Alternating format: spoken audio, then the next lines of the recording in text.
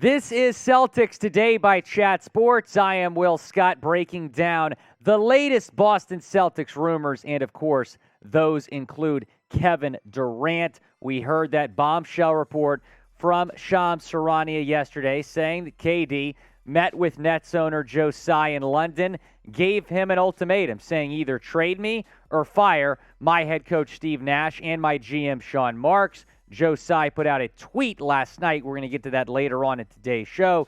KD requested a trade back on June 30th. It has been a wild offseason, a hectic offseason for a Nets organization that appears to be in disarray. The Celtics offered KD a deal, or the Nets a deal for KD a few weeks after that initial trade request. The Celtics are considered a favorite, maybe even the favorite, to land Kevin Durant. Shams Charania went on the Pat McAfee Show this morning. Here is what he said.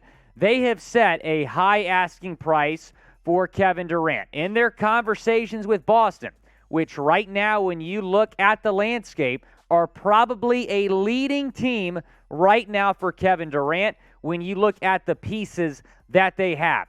Jaylen Brown, you were able to add draft picks and other players. If Brooklyn goes that direction, you want as much as you can get, and that includes Marcus Smart. That includes draft picks, which as of right now, Boston is not inclined to do, and so that's really what's going on here. There's a stalemate on all fronts with about a month and a half to go before training camp. So there's some interesting info that came out of this Shams Charania interview on the Pat McAfee Show. Number one thing is that Boston is the leading candidate to get Kevin Durant. We kind of knew that, though. What maybe we didn't know that came out of this interview was that the Boston Celtics do not want to trade Marcus Smart in a deal with Kevin Durant, that they're not inclined to include the defensive player in a year for KD.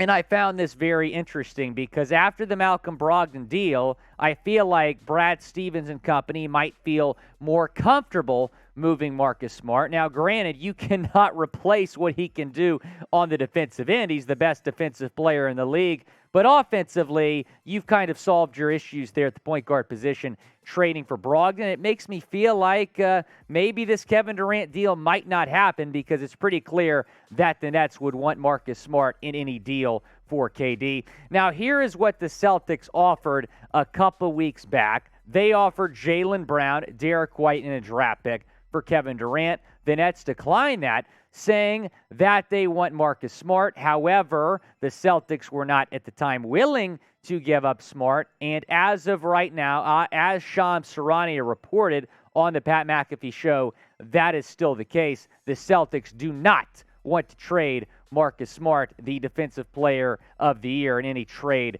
for Kevin Durant. Now, would you trade Marcus Smart for KD in a deal for KD? Type T for trade or type P for pass. Down in the comment section, of course, Smart has been very loyal to Boston and vice versa. He has been a member of the Celtics since he was drafted in 2014. One of three players in the NBA out of that 2014 draft that is still with the team that drafted him. It is the pinned comment on today's video. When an ad break comes, go down, chime in. Would you trade Marcus Smart for Kevin Durant? Now, as we noted yesterday, Kevin Durant gave Nets owner Joe Tsai an ultimatum saying, either trade me or fire Nash and Marks. Here is what the Nets owner tweeted last night. Our front office and coaching staff have my support.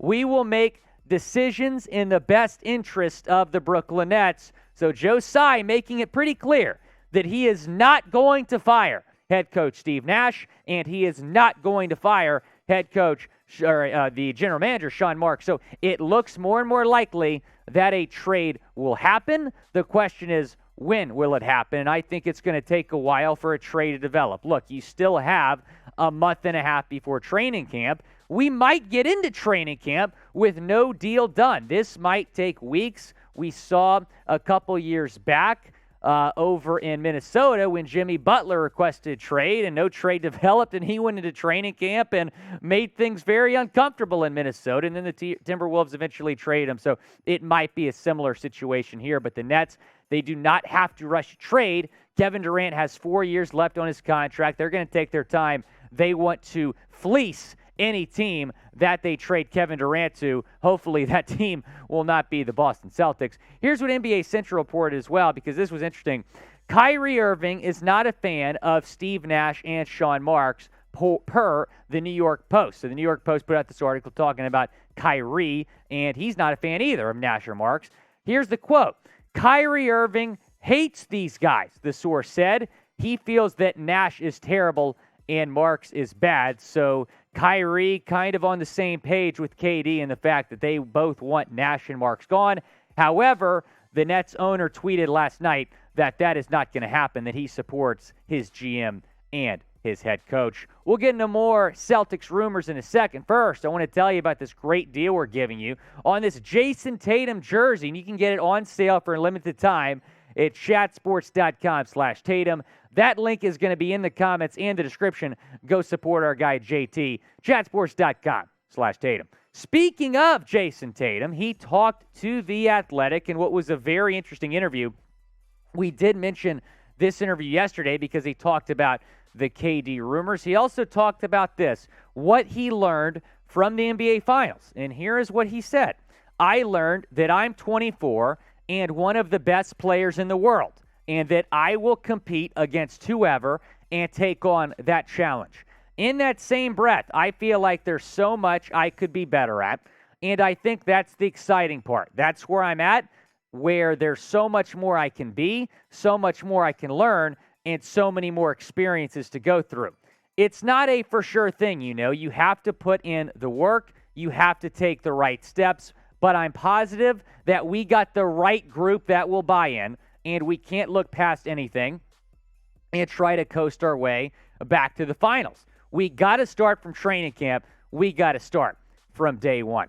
Look, based on everything we've heard from Jason Tatum after a very disappointing NBA Finals loss and an NBA Finals performance from him, it feels like he is more determined now than ever, and I think he's going to be hungrier than ever to get back to the NBA Finals and really prove a lot of the haters wrong. Jason Tatum has been heavily criticized for his NBA Finals performance. He feels like he let the team down. In another interview a couple weeks back, he says that he's thought about the NBA Finals loss each and every single day since it went down, since they lost in Game 6 to Golden State. He wants to get back, and even said, which was a very interesting part of that quote, that he feels like they have the right group in place right now. Sam Hauser is a member of that group. He re-signed with the Celtics on a 3-year deal worth $6 million earlier this offseason. And there was an interesting article I read about him maybe being in this rotation in year 2. Of course, he was a 5th-year senior at Virginia. He gets picked up by the Celtics, spent some time in Maine. Here's what he did for Boston. 2.5 points per game, shot 46% from the floor, 42.3% from 3 in 26 games played with the Celtics. Here is what NBC Sports Boston said in that article about if Sam Hauser can be in this rotation. Hauser should see an increased workload this season, though it's unclear just how many more minutes he'll get. Malcolm Brogdon, Danilo Gallinari, Peyton Pritchard, and Grant Williams are all ahead of Hauser in the second unit pecking order. That said, Hauser should at least have a chance to work his way into Boston's rotation after being at the end of the bench a season ago. Hauser's season will be a success if the three-point shot is falling. Hauser will live and die by the three as he looks to carve out a role with the C's next season. His shooting ability is the reason Stevens and company confidently inked him to a 3-year contract. And I hope Hauser gets an opportunity, and he plays the 4. They're very 4-heavy right now with Grant Williams, with Danilo Gallinari as well, with Al Horford. So I hope he gets an opportunity to show what he can do, because he did show a lot of potential in his rookie season last year, which is why they felt confident enough to give him a 3-year deal. Here is what he did at Virginia the year prior. Transfer from Marquette. Here is what he did for the Hoos. 16 points per game, 6.8 rebounds per game, a three-point shooting threat, shot nearly 42% from 3, 50% from the floor. I'm not saying he's going to ever put up those numbers in the NBA, but he certainly has a lot of potential to be a solid role player. Now, will Sam Hauser be in Boston's rotation? Type Y for yes or type N for no down in the comment section. Go down, chime in. Before we head out, I want to give a shout out to Richard Murray. Appreciate you super thanking. And if you didn't know this, super thanking is a way you can support the show. You can hit the super thanks icon below the video. Richard Murray asked this: why not sign Moses Brown? It's 7 feet tall. He can run the floor. Wouldn't he be a better option than some other guys the way he played against the Celtics when he was with OKC? So, unfortunately, Richard, Moses Brown recently signed a training camp deal with the Clippers, so he's currently a member of the Clippers. Now, it's just a training camp deal, so if he doesn't make the team, then maybe the Celtics look to pick him up. But I'm with you. This is a very young player, just 22 years old, a lot of upside, played pretty well when he was with the Oklahoma City Thunder. But when you're talking about available centers, you still have these guys on the board. Hassan Whiteside remains my number one free agent target for the Celtics, along with Dwight Howard. He's available. LaMarcus Aldridge. Montrezl Harrell would be by far the most expensive option out of those four. You can probably get Whiteside, Howard, and Aldridge on the league minimum.